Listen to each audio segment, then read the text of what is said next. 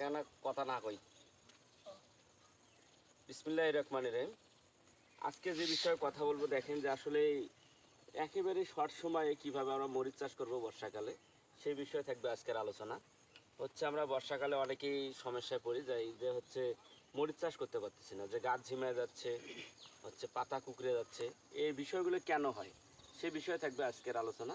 আপনারা অবশ্যই পুরো ভিডিওটি দেখবেন, দেখলে আপনারা অবশ্যই বুঝতে পারবেন যে আসলেই কীভাবে আমরা বর্ষাকালে মরিচ চাষ করব, সুন্দর স্বাস্থ্য সবল গাছ হিসাবে আমরা গাছ কীভাবে গঠন করব, সেই বিষয়ে থাকবে পুরো আলোচনা।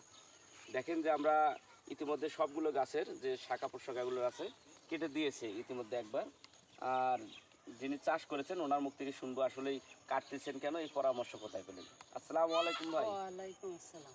এই শাখাগুলো কেন কেটে দিচ্ছেন, আবারও কাটতেছেন, আপনি একটু কাটায় দেখাবেন যে আসলেই কিভাবে এটা করতেছেন। আসলে মূলত আমরা শাখায় ডগাগুলো কাটার উদ্দেশ্যই হচ্ছে যে এই ডগাগুলো বড় হওয়ার কারণে সেটা এই মালচিংয়ের উপরে পড়লে রোদ উঠলে তখন বেশি গরম হয়, গরম হওয়ার কারণে গাছটা ঝলসে যায়।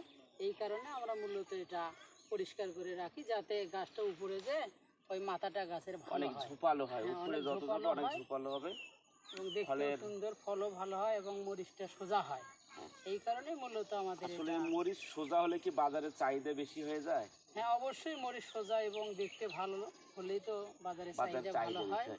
আর যে গাছের যে গঠনটা, আমরা যে ঝোপালো গাছটা দেখতে পাচ্ছি, আসলে যদি আমরা না ভাঙতাম এভাবে কি হতো না? আমরা যদি না ভাঙতাম তাহলে এভাবে হইতো না, কিন্তু গাছটা তখন নিচ থেকেই বড় হয়ে যাইতো, কিন্তু মাথাটা এত সুন্দর ছাতার মতো হতো না। আপনি বিশ্বাস করছেন যে এইভাবে মরিচের ফলনটা বেশি হবে? অবশ্যই এভাবে ফলনটা বেশি হবে। এভাবে করলে ওই নিচে যেটা থাকে ওটার তো বেশি আমরা মরিচ পাই না, যখন এই উপরে যেটা আসে সেটা প্রত্যেকটা গিরায় দেখা যায় মরিচ, ভরপুর মরিচ ভরপুর। আর যে নিচের যে শাখাগুলোতে আমাদের আসলে বেশি ফলও পাচ্ছি না, আমরা গাছের গোড় থেমে যাচ্ছে, পাতা কুকড়ে যাচ্ছে।